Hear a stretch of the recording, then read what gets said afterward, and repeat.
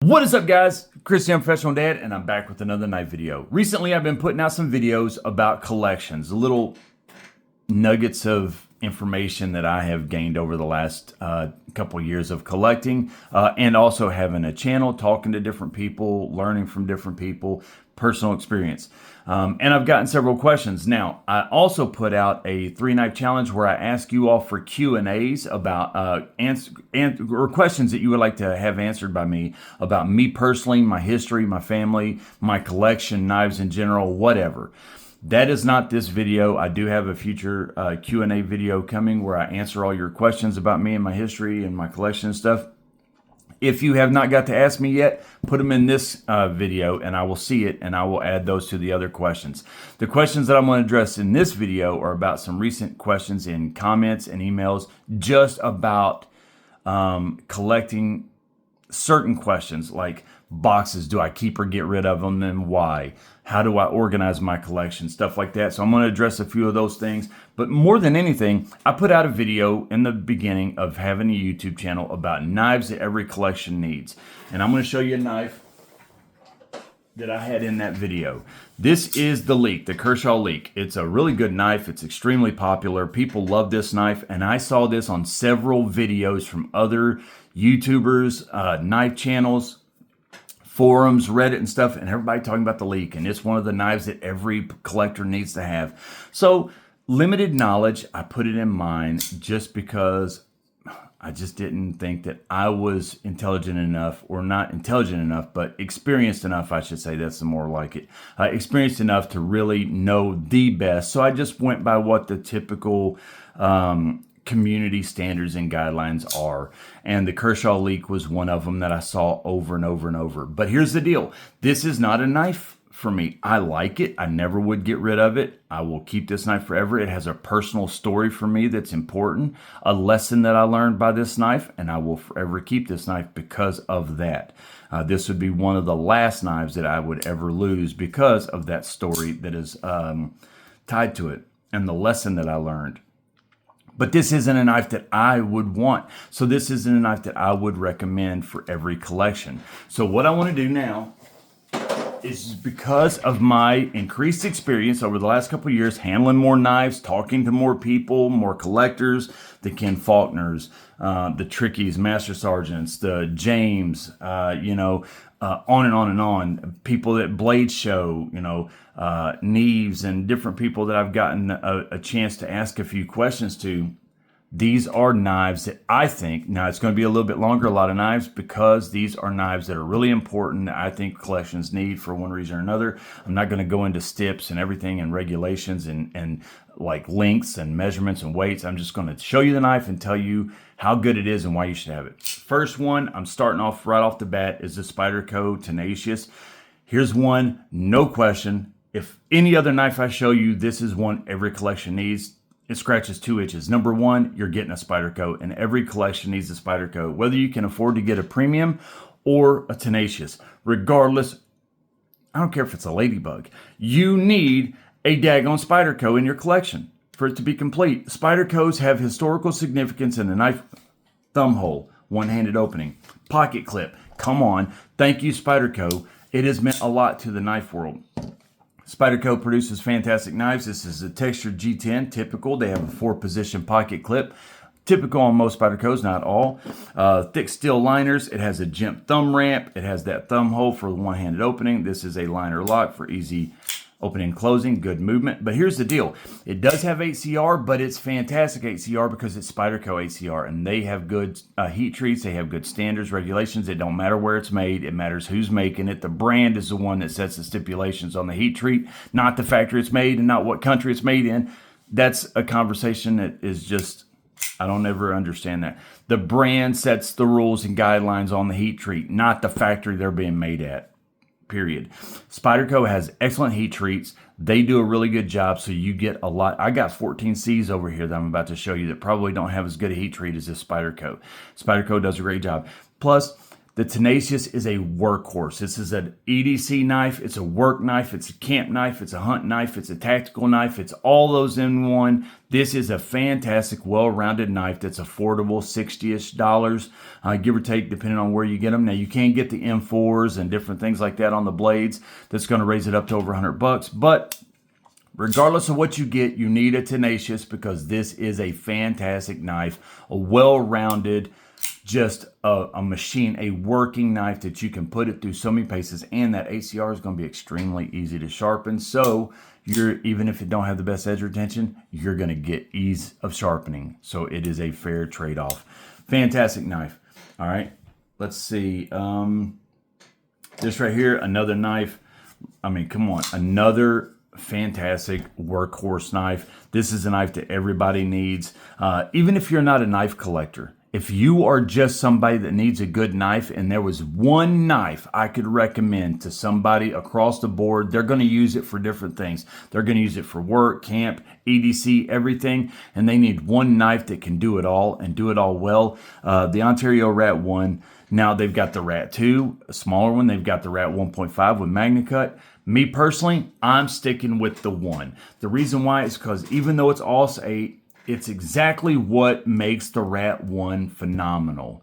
Such a great knife for an affordable price. You look at that blade shape. Look how slicey that is, how long that is, how much cutting edge, that gent thumb ramp, the great ergonomics. Another 4-position pocket clip. It is a liner lock.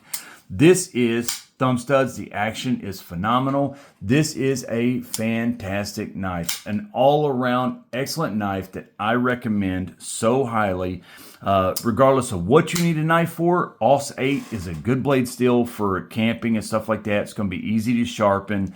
All the things that you want from an actual everyday beater knife, you're going to get out of this. Plus, it's a Rat 1, and every collection needs a Rat 1.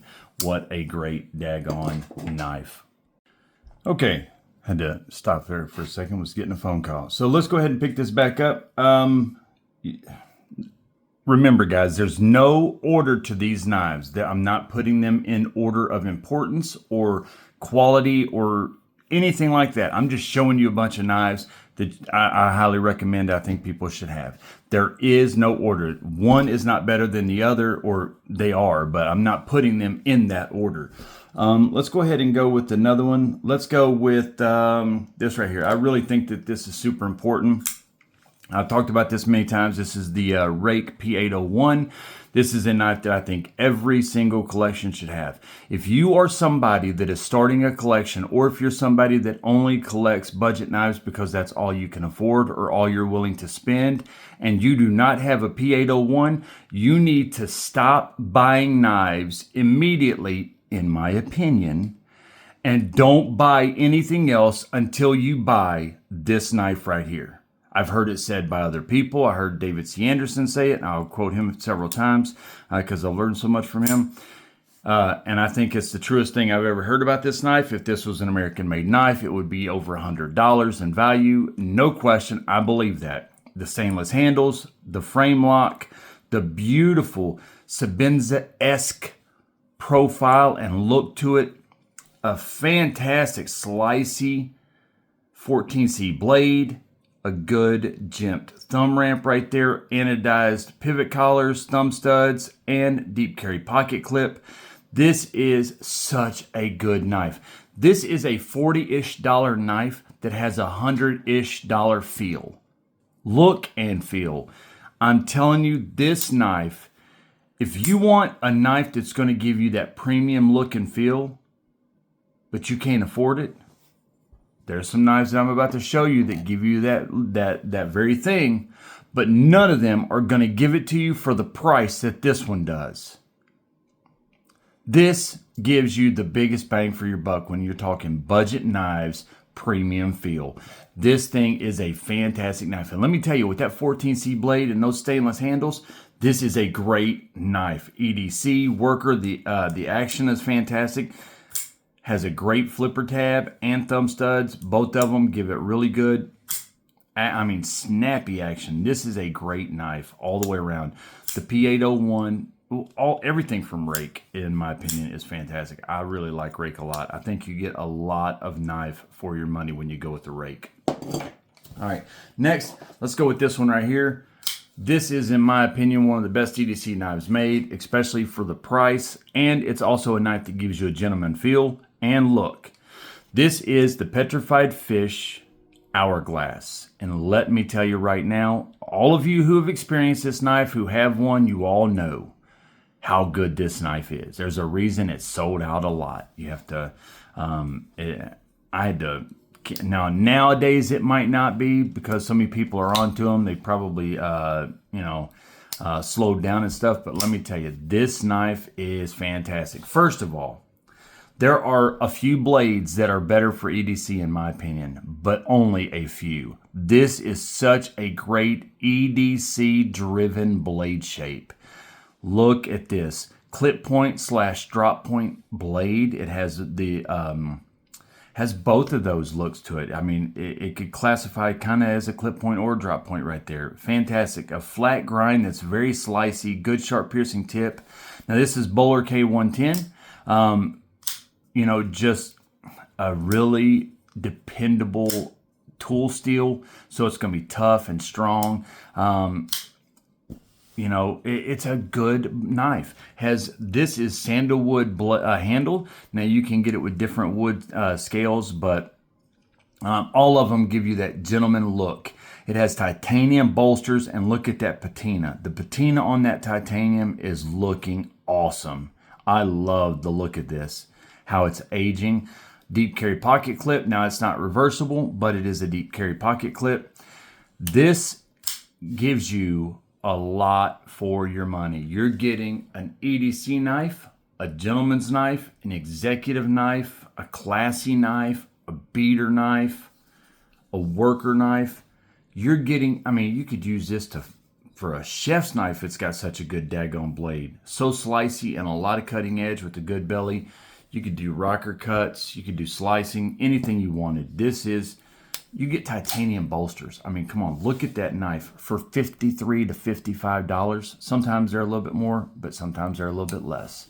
For that $55-ish, it is hard to beat the Hourglass. This is a knife everybody needs. One of the best EDC blade shapes, in my opinion, made. Now, let's just go ahead and follow that up with what I think is the best EDC blade shape. Right there, the leaf blade. Now, this is the Shilin cutter. I think this right here could very well be the best EDC knife made. I think that there's only one, and I'm about to show it, and it's also a Vosteed that beats it. When you're talking $100 or less, the Shilin cutters right there. Both of them are Vosteeds. I'll show the other Vosteed next. You get the Vancor lock, which is this pivot actuated lock right there, kind of like a button lock in the pivot. Fantastic. Very fidgety, fun action. It is technically a front flipper. Daggone, I can't do it with my right hand. I can't, I'm under this daggone phone. I'm trying to do it without knocking the phone. It's got great action. You do have a flipper tab. You have the front flipper. You have the Vancor lock. You have thumb studs. So you have multiple opening and deployment methods. You do have a blade, or a blade. You have a pocket clip that's almost completely deep carry. Now it's not reversible. It's right-handed only. Beautiful green G10 handles. A very good ergonomic feel. But the big thing is this right here. That blade.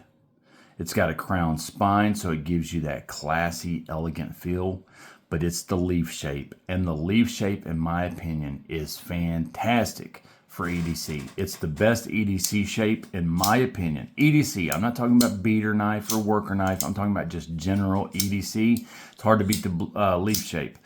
And the Vosteed Shilin cutter does it better than any other knife, in my opinion. This is a 154 cm blade. You can get it with other blades, but the 154 cm is one of my favorite blade steels. especially because you can get it on knives under $100. It's a high quality blade steel. It's right up there kind of with super steels and premium steels. That's why you see it on a lot of Protechs and other expensive premium knives. 154 gives you a lot for the money. So the Shilin cutter all the way around is a fantastic knife. It looks good. It's fidgety. Good blade shape. You get a different style of lock. I mean, this scratches so many itches as a collector. It's just a fantastic knife, the Shilin cutter. Check that out for sure. Now that is right at $100, but I'm gonna tell you, you get your money's worth with the Shilin cutter. The next one is, let's follow it up with another Vosteed. My opinion, the best EDC knife under $100 is the Raccoon top liner lock. First of all, top liner lock.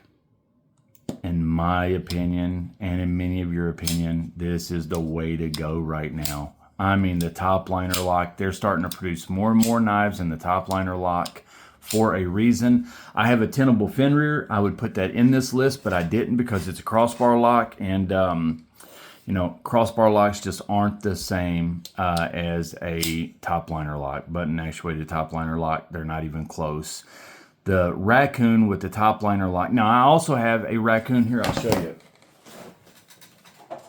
I also have a Raccoon with a crossbar lock and aluminum handles. A great knife. This is more expensive. I would take this one all day over this one. Not even close. This is a great knife. You got a 14C blade. That drop point is fantastic. It's slicey. It's everything that you need for a good EDC blade. It's going to, a lot of cutting edge. It's going to do everything that you need it to do for EDC. Good ergonomics. I like the micarta handles, reversible pocket clip. But the big thing is you get the profile and the ergonomics and the blade shape topped off with the top liner lock. And together, you just take this knife with its profile, it is a great EDC knife, but it's not one of the best. You take that profile and blade shape and you put it with the top liner lock, now you're up there as one of the best, if not the best, EDC knife under $100, in my opinion. It is a fantastic knife. Now the tenable fin rear, now the new one with the top liner lock is giving this a run for the money. It probably beats it out, honestly. I just don't have a top liner lock tenable fin rear, but it's a great knife as well. Fantastic knife right here, and you can get these for around $65. I mean, you're talking really good knife for the money. Hard to beat right there. Let's go with this. This is the CRKT CEO. This is, it's not the first executive knife. It's not the first gentleman's knife. But when you think of executive or gentleman's knife, you think of the CEO for a reason. This spawned an entire movement towards executive, gentleman style knives. Again, not the first. But man, the CEO has been copied by so many, the Quaken and so many Boker and stuff like that. There's so many other knives out there right now that's trying to capture the magic, the lightning in the bottle that is the CRKT CEO. You can literally close this up, put this in your shirt pocket or your pants pocket, and it's like an ink pen. People would think that you have an ink pen. But you can pull this out with this Allstate blade. Very tough, very solid and sturdy for its thin profile. You get a lot of cutting edge. Everything that you could need. You got a really good cutting tool right here that looks classy, elegant, small, fits into exactly what you need it to do. But also, if I was to go, let's say if I was somebody that went to church every Sunday and I wanted to go out to eat with the family afterwards, you got a steak knife. If I'm taking the kids out to a school function and we go out to eat afterwards, I've got a knife right there, my own knife. I carry it with me. But also, if I am in situations to where I'm going to take the kids somewhere or something and I can't take a bulky knife that's really a profile looking knife, you know, that you don't want people knowing what you got. The CEO is going to be a knife that's going to be able to be carried, so you still got a cutting tool on you, but it's very deceptive in its look and appeal, because it is an executive slash gentleman's knife, and it does it well. There's a reason that they have so many different variations of the CEO now, because it is so daggone good. I mean, they're around 60, 65 bucks. You can get the other versions for around 44 to 50. But you're getting a great knife right there. The CEO, and every collection needs to touch different areas if you want it to be a well-rounded collection. If you're somebody that only likes to collect one style of knife, by all means, go for that. That's exactly what you need to do and what you need to focus on, because that's your thing. But if you're somebody that wants to have a well-rounded collection that touches different areas, every area of the knife genre and niche, then you got to have an executive slash gentleman's knife, and none of them do it like the CEO does. Next knife I want to show you is this right here, the Kizer Drop Bear. I mean, there's a reason that they're making so many daggone drop bears. The drop bear is a fantastic knife. It's fidgety. It's an excellent EDC option. It's Kizer. Kizer has their own style and look. Now, you don't have to get this one, best daddy in the galaxy, because let's just face it, that's not going to appeal to everybody. Not everybody's. If you're a Star Wars fan, a father, or somebody like that, this would be something that appeals to you. But the thing is the drop bear has a ton of different variations, handles, solid G10s instead of this clear acrylic with the banner underneath. But the big thing is that what makes the drop bear great is the blade shape. Look at that great blade right there with that swedge on top, drop point, almost like a daggerish style of blade. But it is a drop point. Thumb studs, you got the crossbar lock. You do have a deep carry reversible pocket clip. The drop bear, they have so many variations of this. Now they're making the daggone fixed blades because the drop bear blade shape is so good. They got the drop bear fixed blade. They've got the drop bear 7. At Blade Show in Atlanta, I saw the drop bear 3 and the 5. So those are coming out. I mean, trust me, you're not only going to have the 7. You're going to have the 3 and the 5 as well coming out. I could be wrong, but I don't think I am. Maybe those are ones that they're doing away with, but they had them in the prototypes at Blade Show Atlanta, and I saw them, and they were fantastic. But the drop bear is a Kizer knife. Everybody needs a good Kizer, and if you can only get one, the drop bear is the way to go. You can get these for around $150 to $200 for premium versions. Even more sometimes, depending on the blade and the handle material. You can get them for $75 to $125 for really good ones, or you can get them $50 to $75 for variations like this. And these are great knives. You get a lot for your money. Very classy, very good EDC knives, very fun, fidgety, all the way around. But again, it's a Kizer, great fit and finish, and the Kizer knives have their own style and DNA, and you get that in that. All right, next is the Miguron Moyarl. You got to have a Miguron. And if you're going to get a Miguron, it's got to be, if you're only going to have one, it's got to be the Moyarl. This is one of the best EDC knives out there. Again, it's all about that blade shape and the ergonomics. And this knife does it well. Now, you don't have to get the blue and black Damascus like I have. You can get the solid colors. That's fine. Deep carry, well, it's not quite deep carry, but it is a reversible pocket clip. By the way, they do have titanium pocket clips. They do that as a selling feature. You can get them with stainless pocket clip for, $5-7 less. But it does offer you a titanium pocket clip, thick steel liners. It is a liner lock, but the big thing is look at that beautiful profile. Look that. First of all, Miguron and Petrified Fish have some of the best fit and finish out there for blades and knives, especially when you're talking under $100. They are on another level. They are very, very well done. So you get a lot of money, or you get a lot for your money, I should say. This doesn't have a flipper tab, but the action is so silky smooth. All you need is that thumb hole, and the action is fast. It's snappy, it's clean, it's crisp. Ergonomics are great. That blade, you can choke up on it. Man, look at that good blade shape right there. That is a fantastic knife. But you got to have a Miguron, and if you're going to get a Miguron, you can only have one. It's got to be the Moyarl, one of the best knives made under $100, in my opinion. A fantastic knife. All right, let me see. Let's go with this, an American-made beauty. This is the Kershaw Bel Air. Let's just, I mean, if you got one, you know. Fidgety, American-made, magnet cut, low profile. You know, there's this push for the lightweight, low profile knives, the bug outs, the Decas, stuff like that. If I could only get one of those, it's going to be the Bel Air. I love the Bel Air. A lot of people don't like the mega springs in these. I completely get that. I understand. The action can be a little soft sometimes, but I think that it is snappy and fidgety. It's American made. They do have warranties. They're easy to replace. The springs are. You get a deep carry pocket clip that's reversible, and this is a true deep carry pocket clip. Look how deep that is. It goes far beyond the end of the handle. So it truly is deep carry, and you can reverse that left or right-handed. Nice stainless steel liners. You get a magnet cut blade. This is a great blade shape, that reverse Tonto style, sheep's foot, whatever you want to call it, slicey blade. And you can get this in different colors and variations. They've got all kinds of them coming out now. This is the Blade HQ exclusive with that blue aluminum. Go Big Blue. We just beat Purdue, by the way. Just so everybody knows that.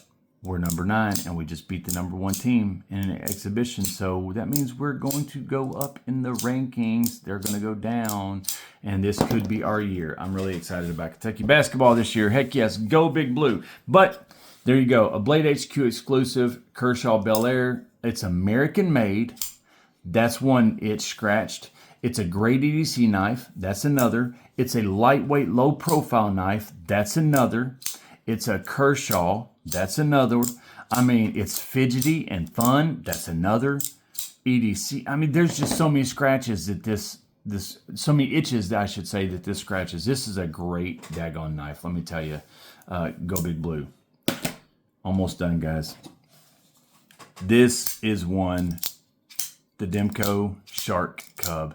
Now, you don't have to get this, the shark tooth blade. This is a little bit more expensive just because of the blade shape. You can get the drop point and stuff, and they're about $40 less. You get aluminum handles, another low profile, lightweight, very slim knife, but this is in 20 CV. The big thing is you're getting that Demko Shark Lock, and man, every collection needs to have a Shark Lock in it.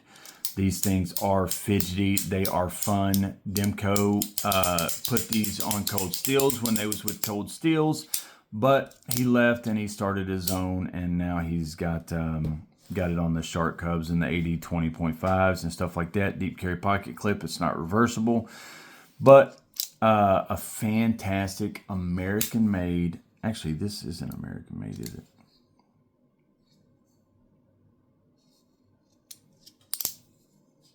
I think this is made in Taiwan. I said American made. This is made in Taiwan, I think. Take out the American made part. I'm sorry. I got going because I was talking about American made. The Kershaw. I think this is made in Taiwan, actually. I could be wrong. Yeah, Taiwan. It says it right there. Taiwan. Apologies, guys, for the American made part. But you are talking about an absolutely fantastic knife. You got to have a Demko Shark Cub. I didn't even realize how much I was going to like this. I went for the 80 20.5, and I got the Shark Cub sent to me. And I should have sent it back in and been like, hey, y'all sent me the wrong knife. But because of the price that I paid for this with my dealer number, it was such a good deal. I was just like, I'll just get a 20.5 later. And I'm so glad I kept it because, man, this is a fantastic knife. It is amazing. This is a fantastic knife. You got to have a Demko Shark Cub or a Demko 20.5 because of that shark lock, the ergonomics, the blade shape. Everything makes these really good knives. Apologies once again about calling this American made. I have a Demko 20.5 or 20 AD20, not 20.5. I have a Demko AD20 XL up here that is American made. Some of the Demkos are American made, some of them are not. So this one is made in Taiwan, a fantastic knife. All right, here you go. The Buck 110. I'm not wanting to talk about history or have a knife just because of its history, but this is a knife. On history alone, you should have it in your collection. It has the clip or the clip point blade. You have the traditional Lockback lock. This is a knife you need, not just for the history part and the legacy of the Buck 110. You need this knife for that reason, because every collection needs a 110, period. But you need this knife for the collection because of how good it is. It is still a knife that people are buying. They're still making this every day. An American-made masterpiece. And they're still making this. It's been out for 50-ish years, more than that.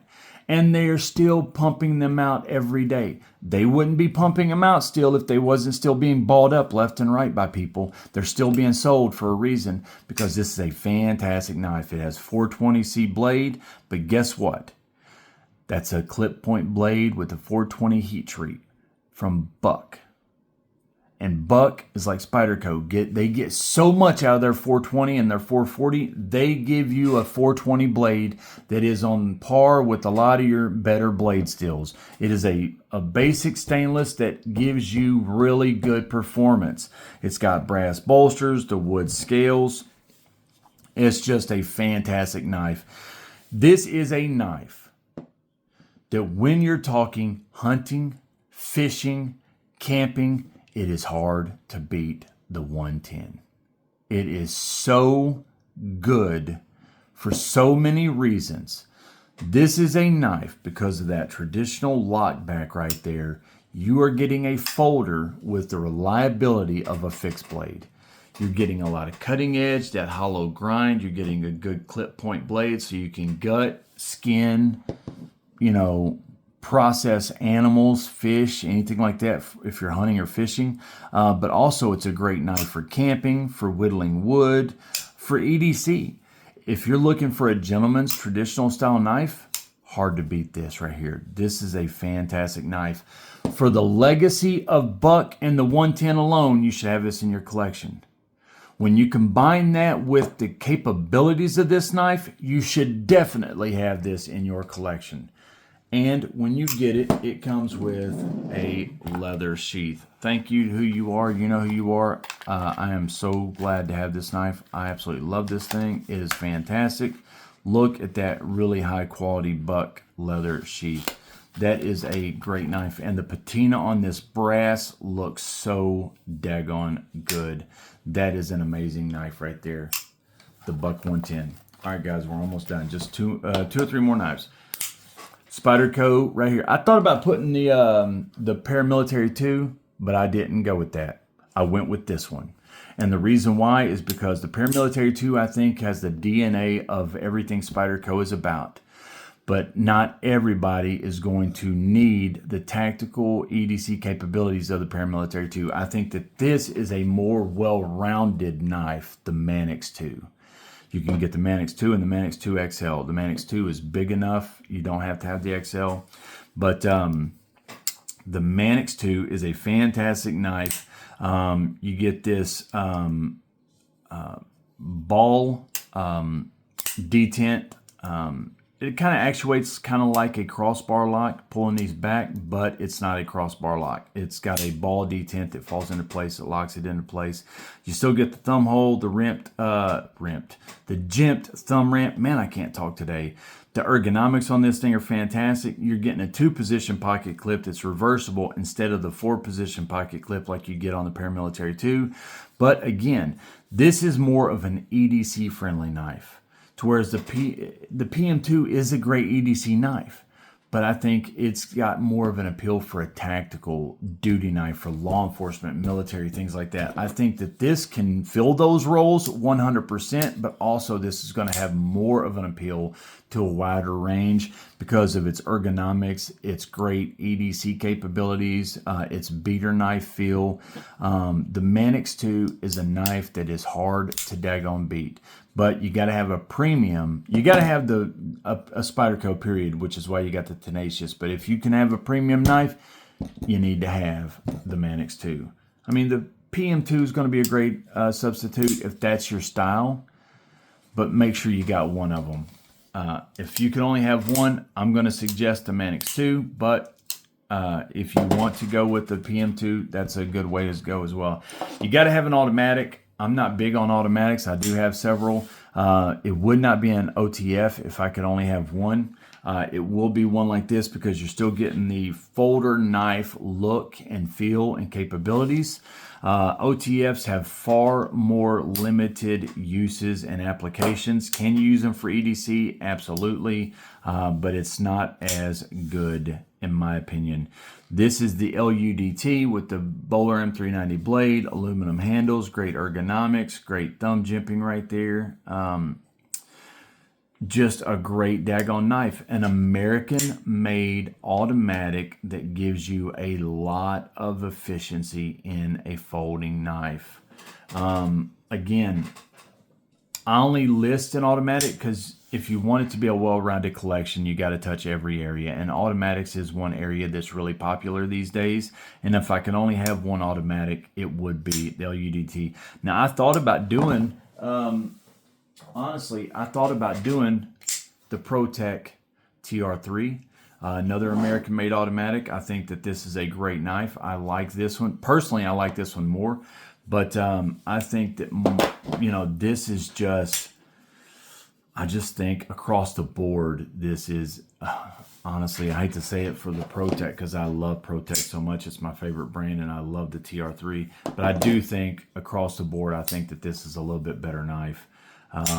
And I just, if I could only recommend one for more people, I would recommend this. It's a great daggone knife. A little bit more pricey than the TR-3, but it's a great daggone knife. The Microtech LUDT automatic. Bowler M390 in aluminum, and the action is phenomenal on this thing.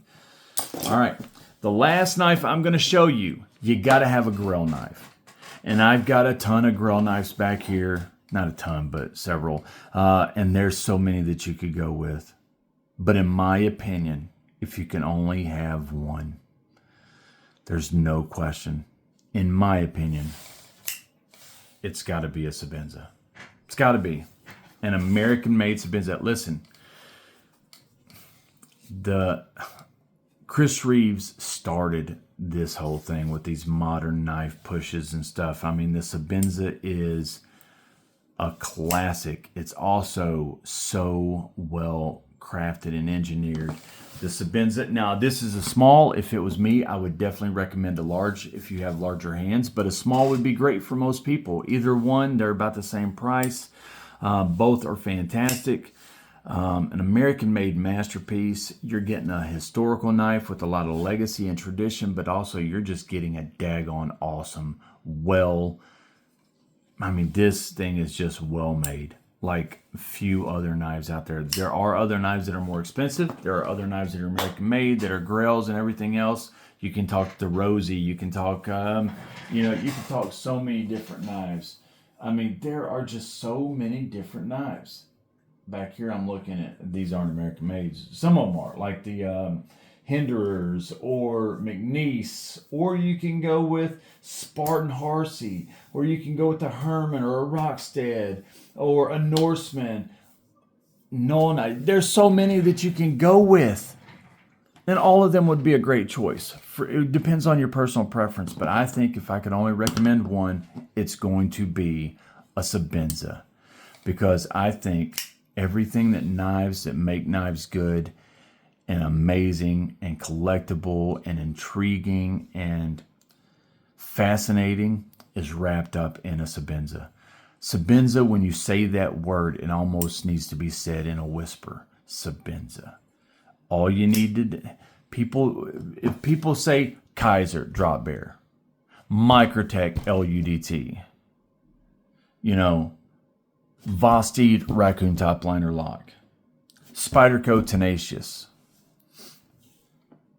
When you say the Sebenza, you don't have to say, well, people do say Chris Reeves Sebenza, but when you talk Sebenza, you call a Sebenza, period. One word, and it says it all, and everybody knows what you're talking about. Sebenza. And there you go. It is, in my opinion, one knife that everybody needs if you're going to have a Grail, high-quality, expensive knife.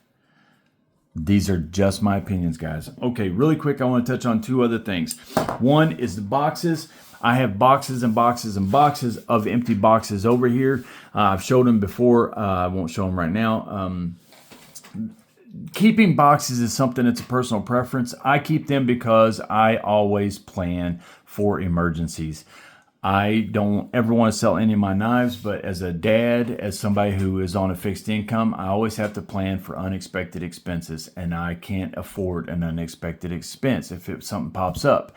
So I would have to have a way to generate my money quickly. And I think that knives that have their boxes with them and stuff like that is just going to be easier to sell. It's more appealing. If not, I would get rid of them quickly because they take up, I buy boxes everywhere. They take up so much space and room. You know who you are. Good luck on your new move. I'm so happy for you guys. I hope that endeavor works out and you sell your house quick, but also your wife. I hope and wish nothing but the best for her, and I hope that she has a speedy recovery and a very high quality of life. And my thoughts are with you guys. Thank you for the email. I appreciate the kind words. But yes, I know your situation you're talking about in that email, having all those boxes everywhere. I'm the same way because I always plan for that. If you are somebody, though, who does not ever plan on selling your knives, who never wants to get rid of them, you're going to beat the tar out of them and use them and stuff like that, then there's no reason to keep boxes unless you're just a box collector. I keep them for that reason and that reason alone. Otherwise, they would be gone immediately. I would not keep the boxes. I have too many, and they're everywhere, taking up every nook and cranny and closet and drawer and everything else. I wish I could get rid of these boxes. They're a pain.